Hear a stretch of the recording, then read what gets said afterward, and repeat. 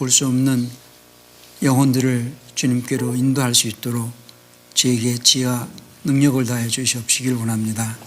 오늘도 귀한 장소를 제공하시며 섬기시는 두드린 교회를 복주시고 우리 양 목사님과 김춘숙 사모님에게 은혜가 충만하게 하옵시고 우리 희범 목사 자녀들 늘 주님께서 복주셔서 하나님의 일꾼으로서 부족함이 없게 하옵소서.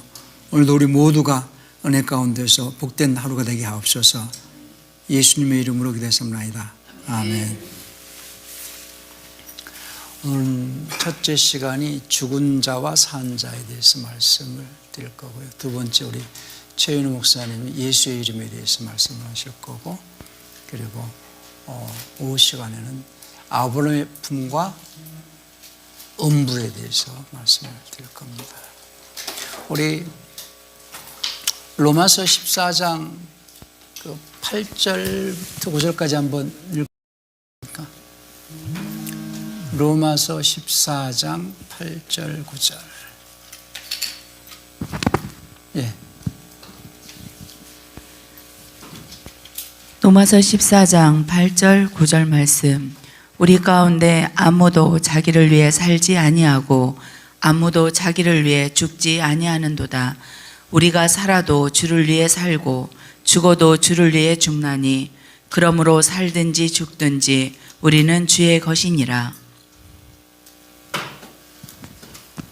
9절 8절 9절. 이 목적을 위해 그리스도께서 죽으시고 일어나사 다시 살아나셨으니 이것은 그분께서 죽은 자들과 살아있는 자들의 주가 되려 하심이라. 네, 이제 9절에 죽은 자들과 살아있는 자들을 이렇게 얘기를 하니까 지금 막 살아서 움직이는 자들 이런 느낌을 갖게 하는데요. 죽은 자는 누구고 산 자는 누구냐. 이 죽은 자와 산 자에 대해서 이해가 잘 돼야만이 또 성경을 이해하는 데 도움이 되실 거예요. 그래서 주님께서 말씀하시길 죽은 자는 죽은 자에게 맡기고 이런 말씀도 하셨고, 나를 믿는 자는 죽어도 살겠고 살아서 나를 믿는 자는 영원히 죽지 않는다 이런 말씀이라든지, 죽은 자와 산 자에 대해서 오늘 말씀을 드리는데, 여기서 죽었다 살았다 할 때에 육신적인 그 목숨이 죽었고 목숨이 살았고가 아니고 혼이 죽고 혼이 살고 이 얘기를 하는 겁니다. 혼이 죽었고 혼이 살고. 에베소서 2장 1절에서 죄와 허물로 죽었던 너희를 살리셨도다 할 때에 뭐가 죽었고 뭐가 살았느냐? 혼이 죽었고 혼이 살았다. 이 개념이 이제 이해가 돼야지 성경을 이해하는 데 많이 도움이 될 겁니다. 그래서 예수님께서 우리를 살리시기 위해서 십자가에 죽으셨다 할 때에 뭘 살리기 위해서 죽으셨느냐? 혼을 살리기 위해서 죽으셨다. 그러면 인류는 죽었던 자죠. 혼이 죽었던 자. 언제 죽었느냐? 아담이 하나님 말씀에 불순종할 때에 이미 죽었다라는 거죠. 주님께서 창세기 2장 17절인가요? 한번 창세기 2장 17절 한번 보실까요?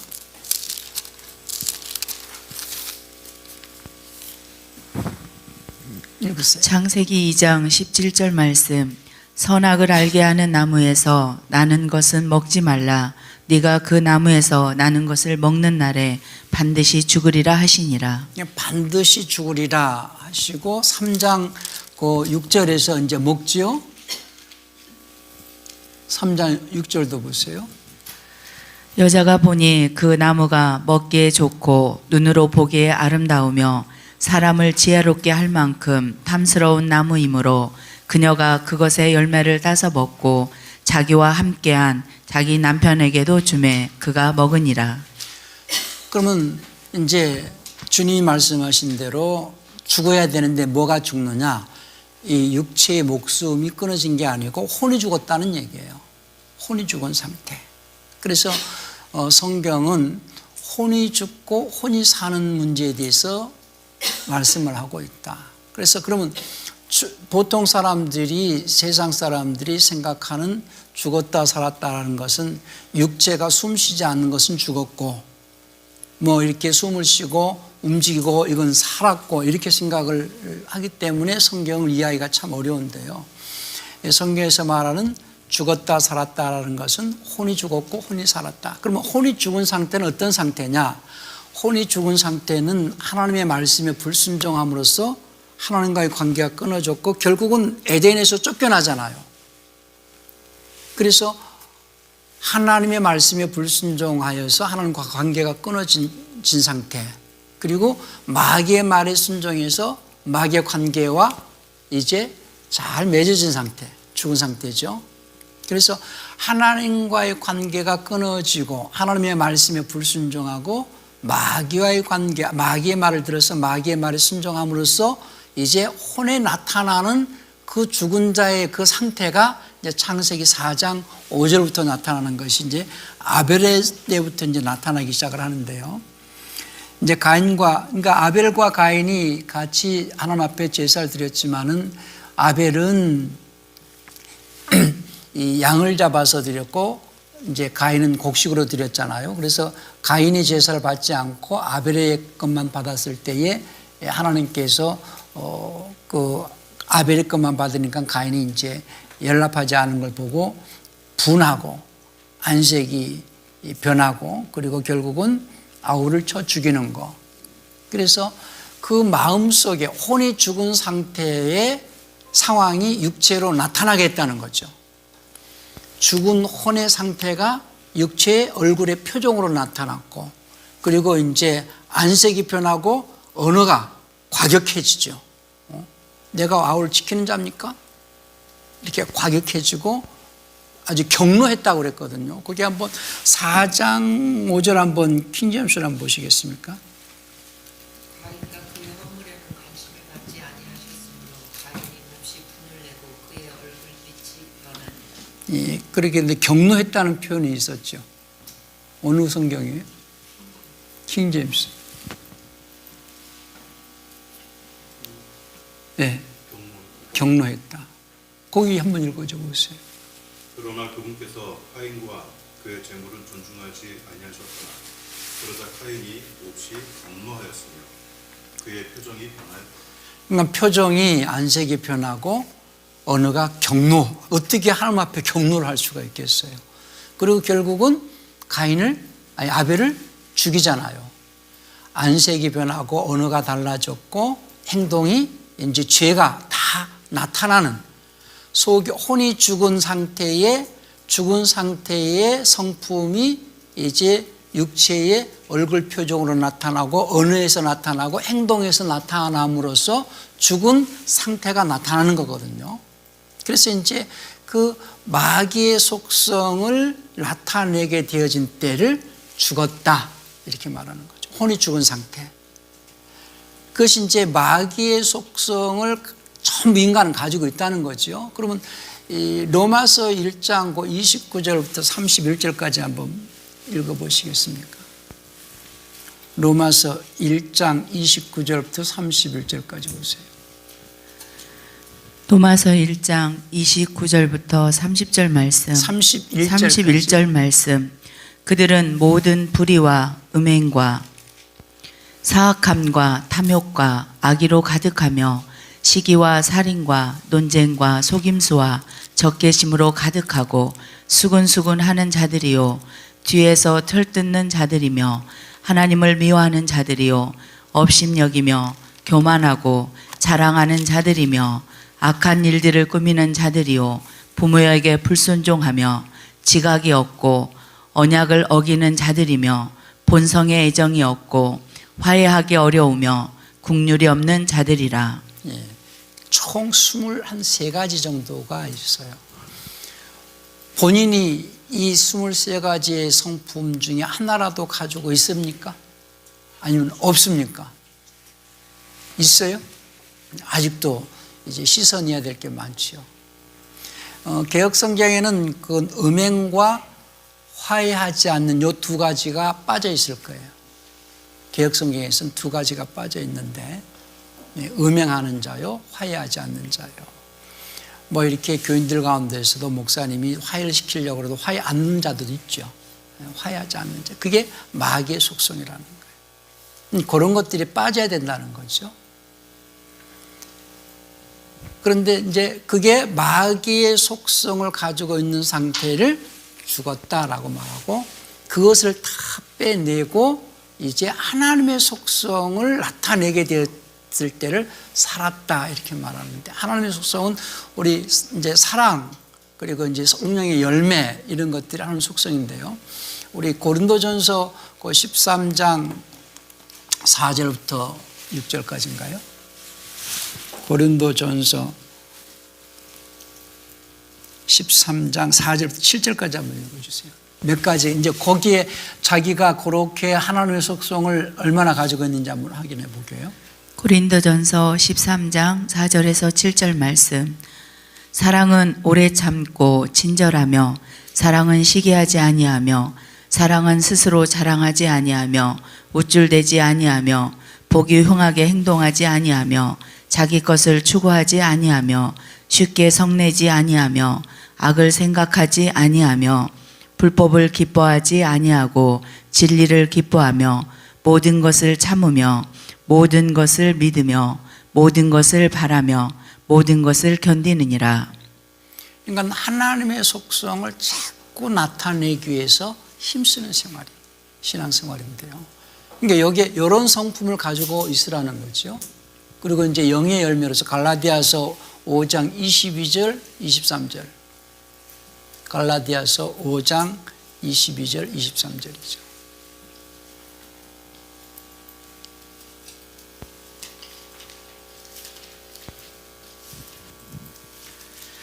갈라디아서 5장 22절, 23절 말씀. 그러나 성령의 열매는 사랑과 기쁨과 화평과 오래 참음과 부드러움과 선함과 믿음과 온유와 절제니 이 같은 것들을 대적할 법이 없느니라. 사랑과 희락과 화평과 오래 참음과 자비, 양선, 온유, 절제, 충성, 이제 9가지 열매 보통 말을 하잖아요. 이것이 하나님의 속성으로 나타날 수 있도록, 이것이 이제 산자의 어떤 속성이죠. 그러니까 날마다 산자로서 살려고 애를 쓴다는 거죠. 그래서 죽었다 살았다 했을 때 혼이 죽었고 혼이 살았고, 근데 죽은 상태는 마귀의 속성을 나타내면은 죽은 상태고, 하나님의 속성을 나타내는 것은 산 상태고, 이렇게 이제 본다는 거죠. 그래서 죽은 자가 이제 하나님께서 아브라함이 나타나셨을 때에 결국은 복 주시겠다고 했잖아요. 복 주시겠다라고 말씀하신 것은 결국은 시편 133편 3절에서 영생 주시겠다고 이렇게 말씀하시는 건데, 곧 살려주겠다는 거거든요. 죽었으니 내가 살려주겠다 이 말이거든요. 그러니까 하나님 앞에서 너는 완전한 자가 되라는 거예요. 자, 이제 완전이라는 말을 쓰는데, 창세기 17장 1절부터 한번 보실까요? 창세기 17장 1절에 뭐라고 아브라함에게 말씀하세요? 창세기 17장 1절 말씀. 아브라함이 99세였을 때에 주께서 아브라함에게 나타나 그에게 이르시되, 나는 전능자 하나님이니 너는 내 앞에서 걸으며 완전할지니라. 완전할지니라 하면서 완전하게 하시려고 그 다음에 이제 17장 4절부터 쭉 말씀하시면서 이제 할례로 계약을 하시는 거죠. 창세기 12장에서는 내가 내게 복을 주겠다라고, 이제 내 본토 친척 아비 집을 떠나라 했을 때는 복 주겠다는 건 내가 너 살려줄게 이 얘기거든요.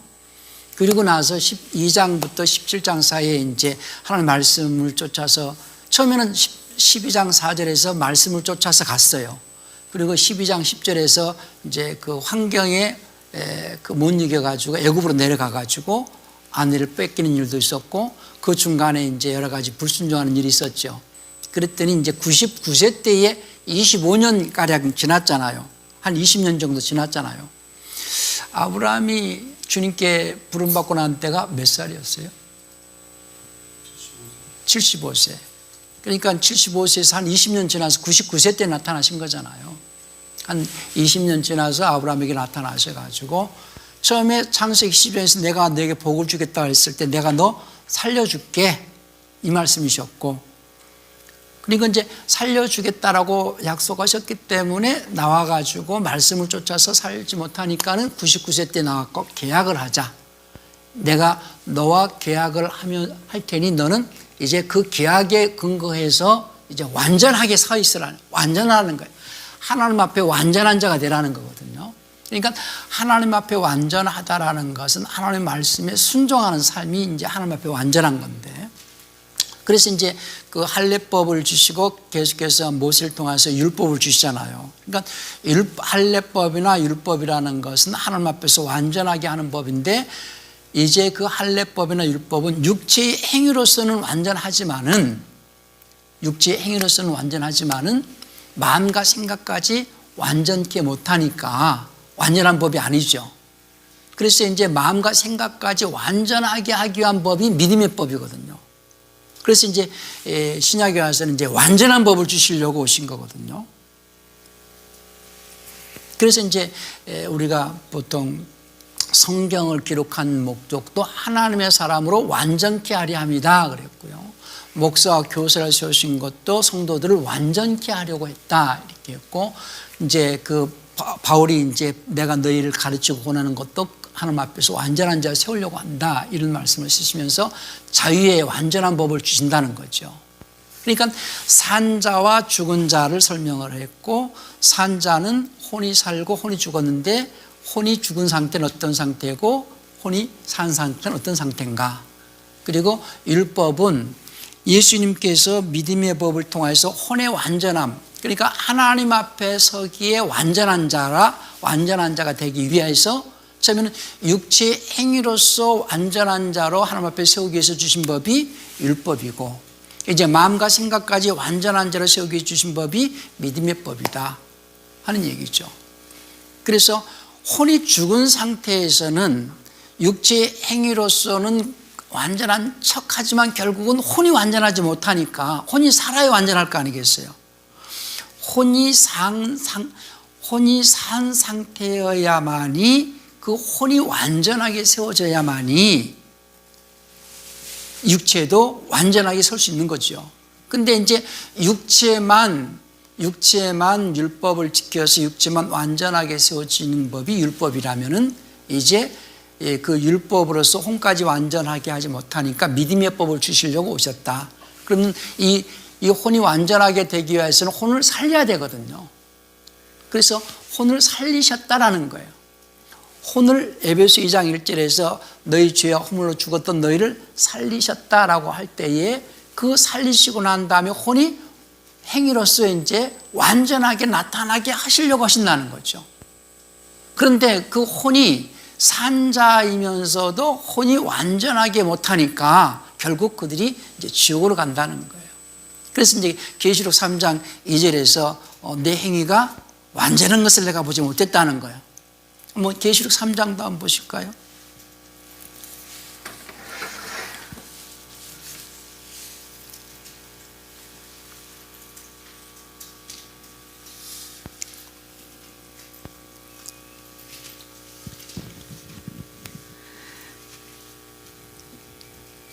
계시록 3장 2절 말씀. 너는 깨어 있으면서 아직 남아 있으나 죽으려 하는 것들을 강하게 하라. 내가 하나님 앞에서 네 행위가 완전함을 발견하지 못하였나니. 완전함을 발견하기를 원하신다는 거죠. 자, 다시 한번 반복해서 이 내용은 제가 처음 말씀드린 것 같아가지고, 육체의 행위가 완전하게 하기 위해서 주신 법이 율법이다. 근데 마음과 생각까지 완전하기 위해서 주신 법이 믿음의 법이다. 육체의 행위는 완전하게 할지라도 혼이 죽은 상태이기 때문에 계속해서 짐승이 피 흘려야 되거든요. 또 속에 있는 것이 이렇게 나오게 되니까, 죄가 나오게 되니까 마귀의 속성이 나오지 못하도록 막고 있는 것이 율법이거든요. 속 사람이 죽어 있는 상태이기 때문에 죽은 자의 속성, 곧 마귀의 속성을 가지고 있기 때문에 마귀의 속성이 육체로 나오지 못하도록 막고 있는 것이 율법이고, 그래서 마귀의 속성이 자꾸 드러날까 봐 자꾸 짐승이 피를 내야 되고, 근데 이제 혼이 산 자가 돼버리면은 이제 혼이 산 자로서 혼이 완전케 되어지기 위한 법이 믿음의 법이잖아요. 그래서 혼을 완전케, 하나님 앞에서 완전케 하기 위해서 성경을 기록했고, 그래서 이제 디모데후서 그 3장 그 16절 17절을 한번 볼까요?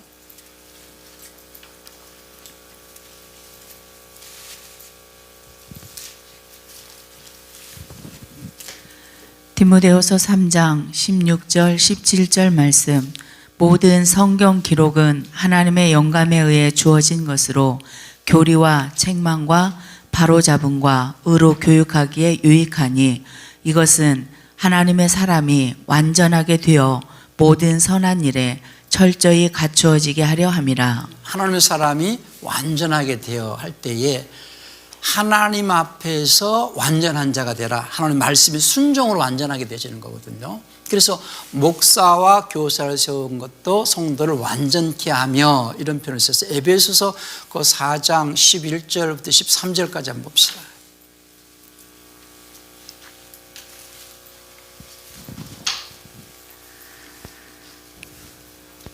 에베소서 4장 11절부터 13절. 에베소서 4장 11절에서 13절 말씀. 그분께서 어떤 사람들은 사도로, 어떤 사람들은 대언자로, 어떤 사람들은 복음 전도자로, 어떤 사람들은 목사 겸 교사로 주셨으니, 이것은 성도들을 완전하게 하고 섬기는 일을 하게 하며 그리스도의 몸을 세우게 하려 하심이라. 13절. 이로써 마침내 우리가 다 믿음과 하나님의 아들을 아는 일에 하나가 되어 완전한 사람에 도달하며 그리스도의 충만하심에 장성한 분량에 이르리니. 예, 완전한 사람이 되라는 거죠. 완전한 사람. 그래서 이제 목사나 교사를 세운 것도 성도를 완전케 하게 하려고 했고, 바울도 내가 너희를 가르치는 것도 완전한 자로 세우려고 했다고 골로새서 1장 28절 보세요.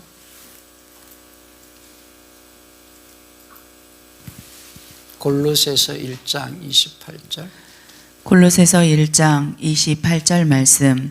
우리가 그분을 선포하며 각 사람에게 경고하고 모든 지혜로 각 사람을 가르치나니, 이것은 우리가 각 사람을 그리스도 예수님 안에서 완전한 자로 드리려 함이니라. 그러니까 설교나 가르침은 성도들을 하나님 앞에 완전한 자로 세워놓기 위해서 설교의 목적이 거기 있는 거죠. 자, 히브리서 6장 2절도 한번 봅시다. 히브리서 6장 2절 말씀. 침례들에 관한 교리와 안수와 죽은 자들의 부활과 영원한 심판의 기초를 다시 놓지 말지니라. 그리고 하나님께서 허락하시면 우리가 이것을 하리라. 완전한 데 나간다 그런 말 없어요? 개혁개정했어요. 그러니까 도의 초보를, 말씀의 기초의 초보를 버리고 완전한 데 나가라는 거죠. 그러니까 이제 마태복음 5장 48절 주님께서 이제 마태복음 5장은 이제 그 팔복에 대해서 쭉 말씀하셨거든요. 심령이 가난한 자는 복이 나니 저가 하나님을 천국이 저희 것이며 청결한 자는 복이 하나님을 볼 것이며 이렇게 쭉 말씀하시면서 결론을 너희 의가 마태복음 5장 20절에서 너희 의가 바리새인들과 서기관들보다 낫지 않으면 결단코 천국 갈 수 없다. 그냥 쭉 20절 전까지 바리새인과 서기관들의 의라는 것은 율법을 지킴으로 인하여서 행위로서 하나님 앞에 완전한 것이 그들의 의라면은 이제는 너희가 마음과 생각까지도 깨끗하게 완전한 자가 되어서 마음과 생각까지 완전한 자가 되라는 거예요. 그것이 의라는 거예요. 율법으로 말미암는 의는 죄인의 신분으로서 나타나는 의이지 의인의 신분으로서 나타내는 의가 아니거든요. 다시 말씀을 드립니다. 율법으로 말미암는 의는 죄인의 신분으로서 나타내는 의다. 곧 죽은 자로서 나타내는 의이고, 믿음의 법으로 말미암는 곧 하나님의 의거든요. 그래서 믿음에는 하나님의 의가 나타나니 믿음에서 믿음에 이르게 한다. 복음에는 하나님의 의가 나타나게 해서 믿음에서 믿음에 이르게 한다. 이렇게 얘기했잖아요. 로마서 1장 17절에서. 그러니까 산자로서 나타나는 의를 보여주라는 거예요. 그러면서 너희 의가 바리새인들과 서기관들 의보다 더 낫지 않으면 결단코 천국 가지 못한다라고 20절에서 말씀하셨고 48절에서 48절 봅시다. 아버지께서 완전하신 것 같이 너희도 완전한 자가 되라 하는 거죠. 마태복음 5장 48절 말씀. 그러므로 하늘에 계신 너희 아버지께서 완전하신 것 같이 너희는 완전할지니라. 그래서 이제 제가 처음에는 이거 무슨 말씀인가 이해 못해서 고민을 많이 했는데요. 결국은 야고보 선생을 통해서 말이 실수가 없으면 완전한 자라는 거예요. 야고보서 3장 2절도 볼까요?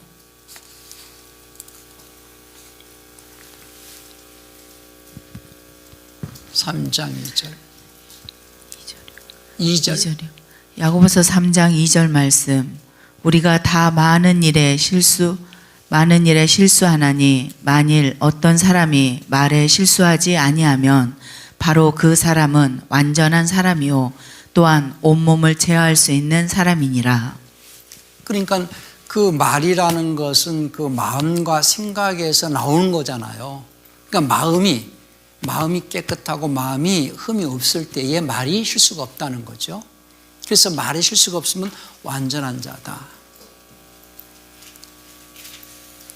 그래서 이제 그 마음과 생각을 완전하게 하기 위하여서 주신 법이 자유자의 법이고 완전한 법이죠. 그것이 이제 야고보서 1장 25절 보세요. 야고보서 1장 25절. 야고보서 1장 25절 말씀. 그러나 누구든지 자유롭게 하는 완전한 법을 들여다보며 그 안에 거하는 자는 듣고 잃어버리는 자가 아니요 이를 행하는 자니 이 사람은 자기가 행하는 일에 복을 받으리라. 그 복은 이제 생명이라는 거죠. 그건 이제 개혁성경에는 율법으로 해놨기 때문에 굉장히 이제 혼돈스럽게 해놨어요. 자유케 하는 완전한 법. 내가 이제 그 감옥에서 나와가지고 내가 완전한 자유를 누리기 위해서는 그 자유자의 법을 지켜야 되잖아요. 자유케 하는 완전한 법. 마음과 생각으로 지키는 완전한 법.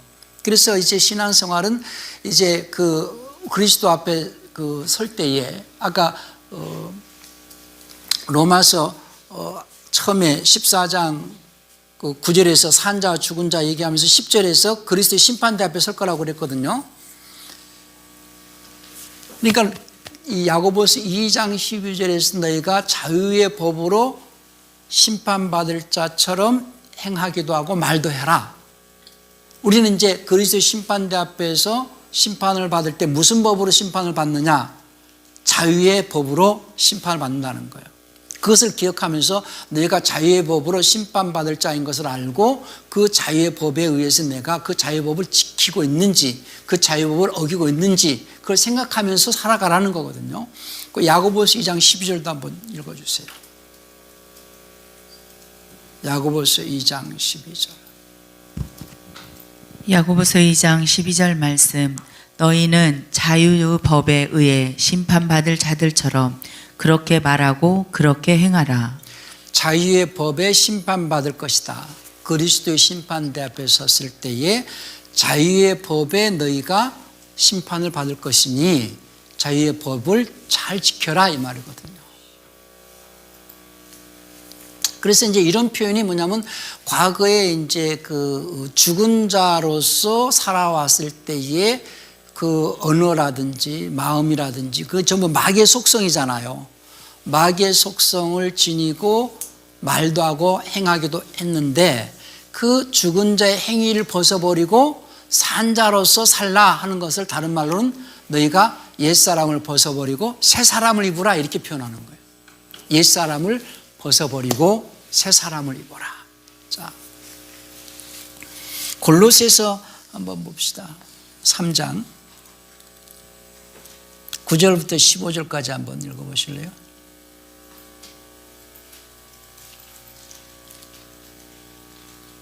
골로새서 3장 9절부터 15절까지.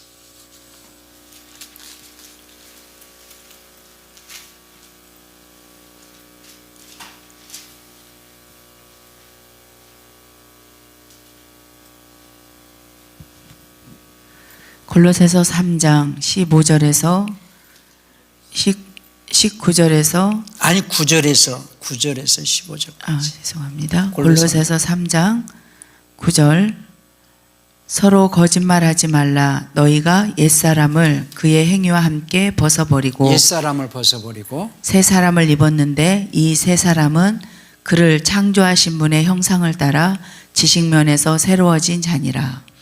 거기에는 그리스도인이나 유대인이 없고 할례자나 무할례자가 없으며 바바레인과 스키타이인이나 매인자나 자유로운 자가 없고 그리스도만이 모든 것이요 모든 것 안에 계시느니라. 15절까지. 그러므로 너희는 하나님께서 선택하신 자요 거룩하고 사랑받는 자로서 긍휼히 여기는 심정과 친절과 겸손한 생각과 온유함과 오래 참음을 잊고 누가 누구와 다툴 일이 있거든 서로 참고 서로 용서하되 그리스도께서 너희를 용서하신 것 같이 너희도 그리하여 이 모든 것 위에 사랑을 입으라. 사랑은 완전함을 이루는 띠니라. 하나님의 화평이 너희 마음속에서 다스리게 하라. 너희도 그 화평에 이르도록 한 몸 안에서 부르심을 받았으니 감사하는 자가 되라. 그러니까 옛사람을 벗어버리고 새 사람을 입는 삶, 그것이 신앙인의 삶이고, 또 에베소 4장 24절도 한번 봅시다.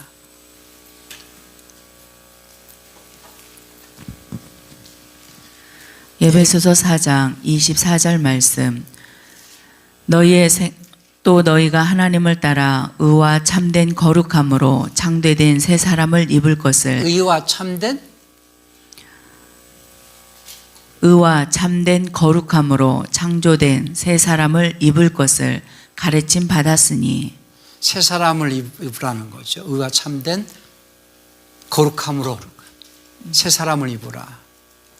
날마다 새롭게 변화되고 새 사람이 되는 거죠. 그것이 이제 베드로후서 3장 14절 한번 봅시다. 점도 없고 흠도 없이 그리스도 앞에 나타날 때에 그분께 발견되어 줄 수 있도록, 새 사람으로 발견되어 줄 수 있도록. 베드로 3장 14절. 베드로후서 3장 14절 말씀. 그러므로 사랑하는 자들아 너희가 그러한 것들을 기다리나니 너희가 점도 없고 흠도 없이 화평 중에 그분께 발견되도록 힘쓰라. 점도 없이 흠도 없이 발견되어 줄 수 있도록 힘쓰라. 그러니까 주님께서 할례자나 무할례자나 모두가 그리스도 안에서 한 새 사람을 만든다는 거죠. 에베소서 2장 15절 보세요.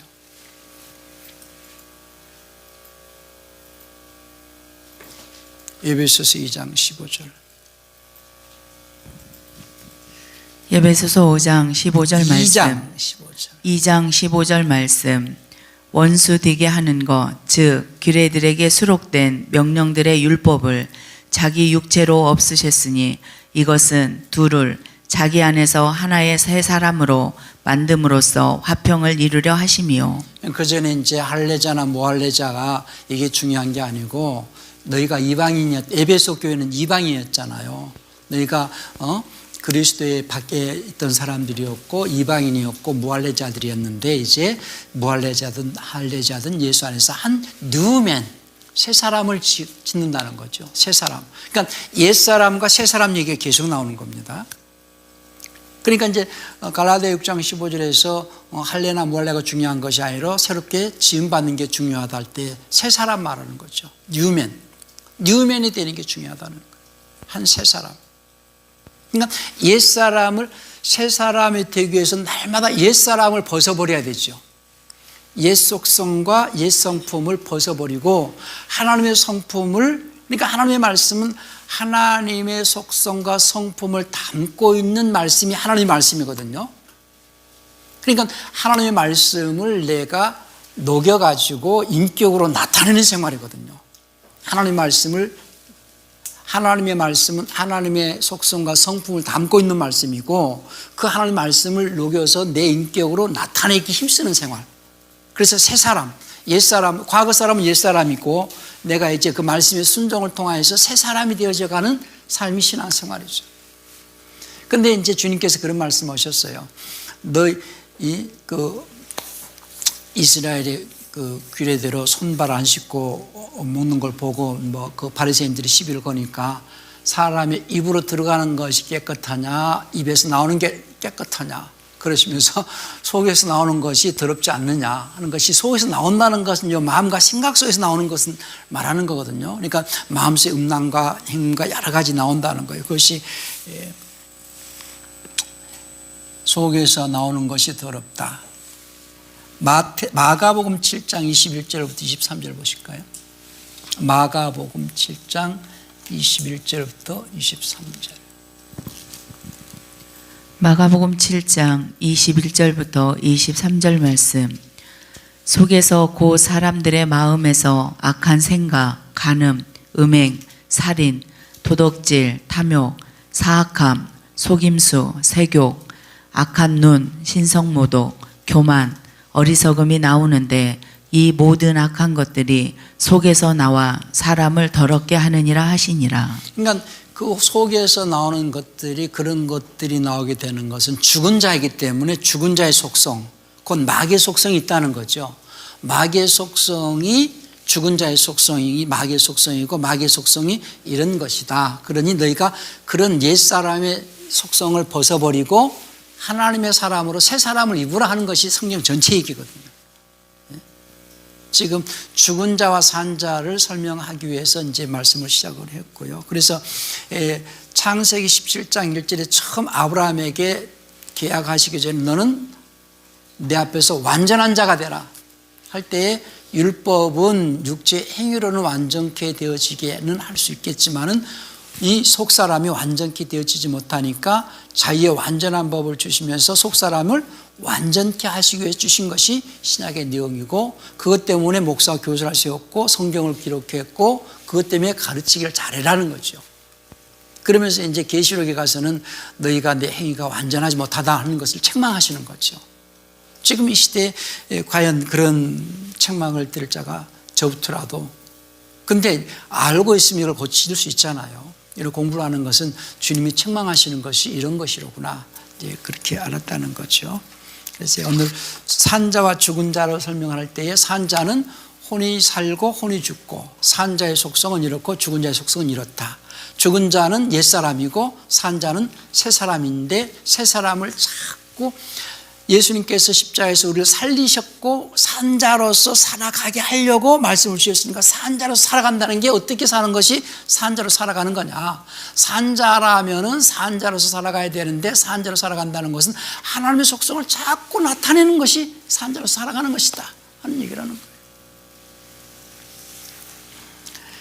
그러니까 구약에서는 이제 주님께서 아브라함과 계약을 하시면서 살려주시겠다. 창세기 12장에서 복을 주겠다는 것은 너는 죽었으니 내가 살려주겠다라는 얘기고 살려주겠다는 말씀 때문에 나왔지만은 자꾸 실패하니까 계약까지 하면서 너는 완전한 자가 되라 하면서 계약을 통해서 산자로서 이제 살아갈 수 있도록 행위로라도 너희가 마음과 생각까지는 혼은 죽었을지라도 행위로라도 조금 모양이라도 내봐라 하는 것이 율법이라는 얘기예요.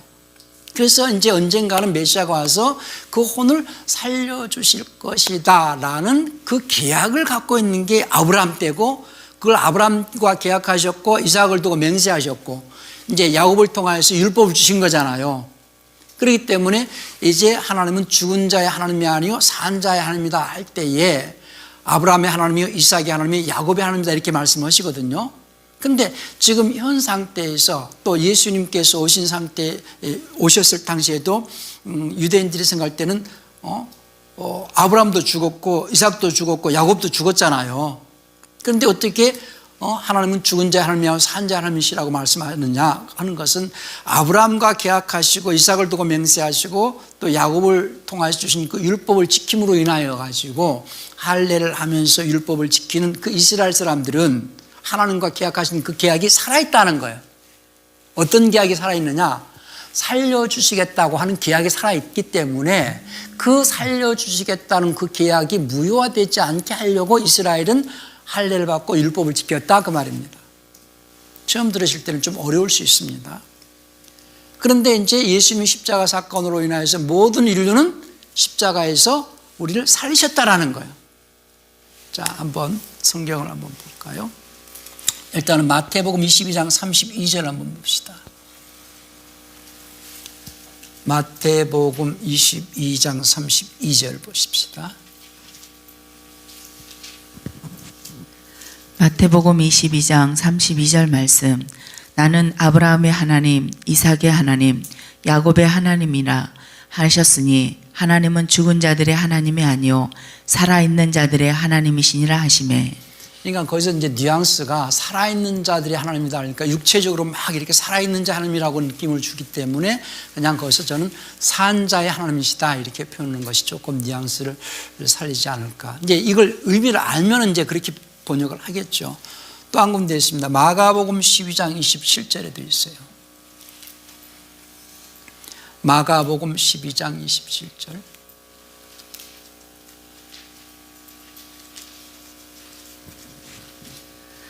마가복음 12장 27절 말씀. 그분은 죽은 자들의 하나님이 아니요 살아있는 자들의 하나님이시니라. 그러므로 너희가 크게 잘못을 범하고 있도다 하시니라. 그러니까 죽은 자의 하나님이 아니요 살아있는 자, 산 자의 하나님이시다. 아브라함의 하나님이요 이삭의 하나님이요 야곱의 하나님이다. 그렇게 말씀했을 거예요. 그런데 이제 누가복음 20장 38절은 누가복음 20장 38절 보세요.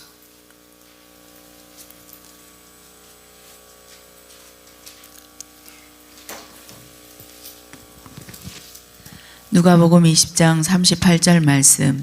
그분은 죽은 자들의 하나님이 아니요 살아있는 자들의 하나님이시니라. 모든 자들은 그분을 향해 살고 있느니라 하시매. 살고 있느니라 그렇게 번역해서 그분 앞에 살아 있느니라. 시제가 개혁성에는 어떻게 되어 있어요?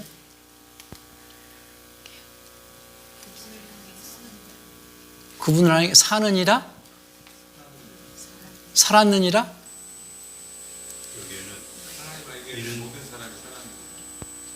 이는 모두가 그분께서는 살아있으므로 그분께서는 죽은 자들의 하나님이 아니라 오직 살아있는 자들의 하나님이시기 때문입니다.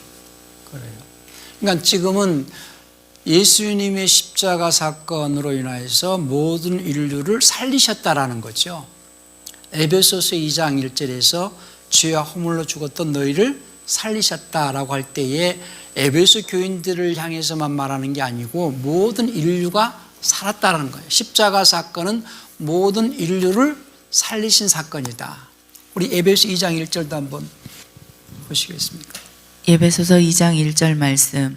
범법자들과 죄들 가운데서 죽었던 너희를 하나님께서 살리셨도다. 골로새서 2장 13절도 보세요. 골로새서 2장 13절.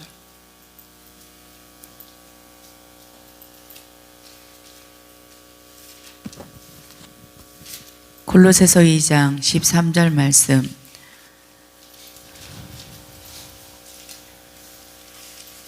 또 너희 죄들과 너희 육체의 무할례 가운데에서 죽었던 너희를 하나님께서 그분과 함께 살리시고 너희의 모든 범법들을 용서하셨으며. 그러니까 모든 인류는 예수님의 십자가 대속으로 인해서 산자들이 되었다라는 거죠. 그래서 이제 이런 개념에서 하나님은 죽은 자들의 하나님이 아니요 산자들의 하나님이다 할 때에 그 산자는 혼이 살았다. 이제 이렇게 이해가 돼야지 이제 나를 믿는 자는 죽어도 살겠고, 그러니까 죽었더라도 살겠고 그런 말이거든요. 예수님의 십자가 사건 이전 사람들은 전부 죽은 자들이잖아요. 그들이 죽은 자이지만은 하나님께서 살려주시겠다라는 약속 때문에 아브라함과 계약을 하시고 이삭을 두고 맹세하시고 야곱에게 곧 이스라엘에게 율법을 주시면서 살려주겠다라는 약속 때문에 할례 받고 율법을 지켰다는 거예요. 그러니까 죽었지만은 예수님이 오시면 그들은 살 것이다는 거예요. 나를 믿는 자는 죽어도 살겠고, 예수 이웃 사람들은 살아서 산 자들이죠.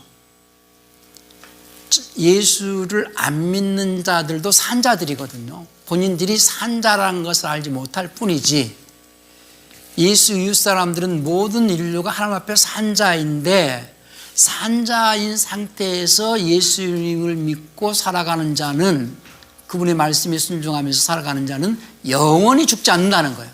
혼이. 나를 믿는 자는 죽어도 살겠고 하는 얘기는, 과거 사람들은, 십자가 이전 사람들은 죽었잖아요. 죽었지만은 예수님을 믿는 자들은 살겠고, 또 예수 이웃 사람들은 전부 산 자거든요. 살아서 나를 믿는 자는 영원히 죽지 않는다라는 것은 혼이 영원히 죽지 않고 혼이 죽고 사고 이렇게 이해가 돼야 된다는 얘기예요. 자, 이제 그런 어떤 개념으로 이해가 돼야만이 성경을 이해할 수 있는데요. 마태복음 8장 22절 한번 볼까요? 어떤 제자가 주님께 와가지고 부친을 장사하고 내가 주님 따르겠나이다 하니까 주님께서 죽은 자는 죽은 자에게 맡기고 너는 나를 따라, 이런 말씀을 하시거든요. 우리 마태복음 8장 22절 봅시다. 마태복음 8장 22절 말씀. 예수님께서 그들에게 이르시되 나를 따르라. 그리고 죽은 자들이 자기들의 죽은 자들을 장사하게 하라 하시니라. 죽은 자들이 죽은 자를 장사하게 하라 할 때에, 앞에 죽은 자들은 뭐가 죽은 자들이에요? 앞에 죽은 혼이 죽은 자들이죠. 장사를 진행해야 할 사람들이, 장사하는 자는 육신적으로 죽은 자고, 앞에 장사를 진행해야 할 사람들은 혼이 죽은 자고, 죽은 자로 죽은 자를 장사하게 하라, 그 말이거든요. 누가복음 9장 60절을 또 한번 봅시다.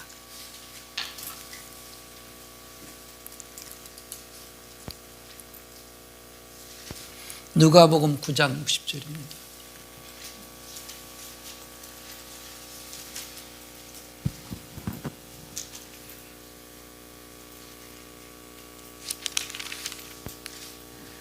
누가복음 9장 60절 말씀. 예수님께서 그에게 이르시되 죽은 자들이 자기들의 죽은 자들을 장사하게 하고 너는 가서 하나님의 왕국을 선포하라 하시니라. 아까 요한복음 11장 25절 말씀도 25절 26절 한번 읽어주실래요? 읽고 넘어갑시다.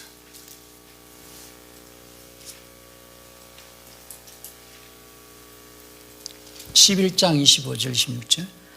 요한복음 11장 25절 26절 말씀. 예수님께서 그녀에게 이르시되 나는 부활이요 생명이니 나를 믿는 자는 죽어도 살겠고 누구든지 살아서 나를 믿는 자는 결코 죽지 아니하리라. 이것을 네가 믿느냐 하시니. 죽어도 살겠고, 죽을지라도 살겠고, 죽었을지라도 살겠고, 죽었어도 살겠고, 이렇게 좀 표현됐으면 좋겠다고 생각이 드는데요. 그러니까 이제 주님께서 죽은 자들이 하나님의 아들의 음성을 들을 때가 오나니 곧 이때라, 이런 말씀하시거든요. 요한복음 5장 25절 그랬나요? 5장 25절. 아까는 11장이었죠. 5장 25절 한번 봅시다. 요한복음 5장 25절 말씀. 진실로 진실로 내가 너희에게 이르노니 죽은 자들이 하나님의 아들의 음성을 들을 때가 오고 있는데 바로 지금이라. 듣는 자들은 살리라. 하나님의 아들의 음성을 들을 때가 온다는 것은 뭐가 죽은 자들이에요? 혼이 죽어있는, 지금 이스라엘 사람은 혼이 죽어있는 상태잖아요. 네, 그런 말이고요. 자, 이제 아까 저희가 읽었던 그 로마서의 산자와 죽은 자의 하나님이다 할 때에 거기서 보통 일반 목사님들이 이제 어떻게 이해를 하냐면 산자와 죽은 자의 하나님이다 그러니까는 현재 살아있는 자와 예수 안 믿고 예수 믿고 죽은 자들, 예수 안 믿고 죽은 자들, 이렇게 그렇게 이해를 한다는 거예요. 산자와 죽은 자의 재판장이라는 것은 혼이 죽었던 자, 또 혼이 산 자 모두의 하나님이시다. 주가 되려 하신다. 산 자와 죽은 자의 주가 되려 하신다라고 하셨을 때에 예수 안 믿는 자들이 예수님을 주님이라고 고백해야 하네요. 그러면 죽은 자가 주님을 주라고 고백하는 자는 어떤 자예요? 믿는 구약 사람들이죠. 자, 아까 그것이 로마서 14장 9절이었고요. 사도행전 10장 42절을 한번 보세요. 이제 주님은 아까 이제 로마서 14장 9절 10절이 이제 산자와 죽은 자의 주가 되려 하심이라 그러고 그리스도의 심판대를 아까 로마서 14장 9절 10절에 말씀을 했는데요. 그 재판장으로 하나님께서 예수님을 산자와 죽은 자의 재판장으로 세우셨다는 거예요. 사도행전 10장 42절입니다. 사도행전 10장 42절 말씀. 그분께서 우리에게 명령하사 백성에게 선포하게 하셨고 또 하나님께서 살아있는 자들과 죽은 자들의 심판자로 정하신 자가 바로 자신임을 증언하게 하셨으며. 거기서 살아있는 자 이렇게 표현을 하면 육체적으로 막 살아있는 자 그런 느낌을 줘가지고 산자와 죽은 자의 재판장이시다. 예수님은 구약의 죽은 자들, 율법 아래 죽었던 자들과 또 예수 이웃 사람들의 산자들의 재판장이시다. 그런 의미죠. 디모데 후서 4장 1절도 한번 봅시다. 디모데 후서 4장 1절입니다. 디모데후서 4장 1절 말씀. 그러므로 내가 하나님 앞과 또 친히 나타나실 때에 자신의 왕국에서 살아있는 자들과 죽은 자들을 심판하실 주 예수 그리스도 앞에서 네게 명하노니. 거기도 산자와 죽은 자를 심판하신다 그렇게. 자, 베드로전서 4장 5절 6절 한번 볼까요? 베드로전서 4장 5절 6절. 베드로전서 4장 5절에서 6절 말씀. 그들은 살아있는 자들과 죽은 자들을 심판할 준비가 되신 분께 회개 보고를 하리라. 이런 까닭으로 죽어있는 자들에게도 복음이 선포되었나니 이것은 그들이 육으로는 사람들을 따라 심판을 받으나 영으로는 하나님을 따라 살게 하려 함이라. 정동수역이죠. 네, 별로 마음에 안 들어요. 이걸 한번 읽어보시죠. 베드로전서 4장 5절 6절이에요. 뉘앙스가 전혀 안 살아요. 5절에서 6절. 어디 바이블 빌리버예요 그건? 바이블 빌리버? 아니요, 더블리 바이블 이번에 새로 나온 그러니까 4절 5절. 5절 6절 4장 5절 6절. 베드로전서 4장 5절 6절. 그들은 산 자들과 죽은 자들을 곧 심판하실 그분께 설명할 것이라. 이는 이런 까닭에 복음이 죽은 자들에게 선포되었기 때문이니 그들이 육체 안에서는 사람들을 따라 심판을 받으나 영 안에서는 하나님을 따라 살게 하려 함이니라. 그게 참 번역은 잘 됐네요. 예, 잘 됐네요. 좀 살잖아요. 그러니까 죽은 자들에게도 복음이 전파됐다고 그랬죠. 옥에 있는 영들에게 또 복음이 전파됐다고 그래요. 우리 베드로전서 3장 19절 그걸 한번 읽어보세요. 베드로전서 3장 19절.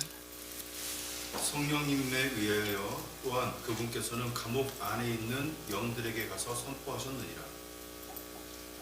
감옥 안에 있는 영들이 가서 죽은 자들에게 복음이 선포되었다라는 것.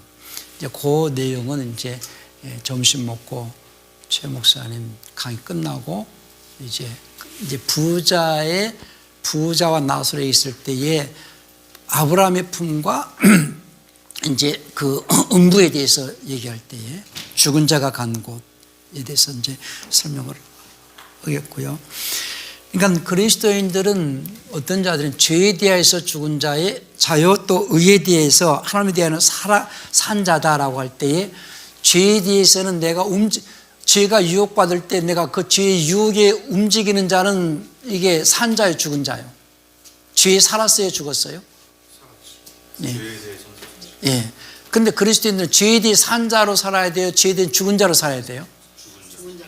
그 하나님에 대해서는 산 자로 살아야 돼요. 하나님 말씀이 움직이는 자, 하나님의 말씀의 순종을 통하여서 내가 그 말씀에 의해서 움직이는 자는 하나님에 대해 산 자요. 죄가 유혹을 할지라도 죄에 대해서 전혀 움직이지 않는 자는 죄에 대해서 죽은 자요. 이렇게 살아가야 된다는 거죠. 그러니까 내가 세상에 대해서는 십자가에 못 박겠다라는 거예요.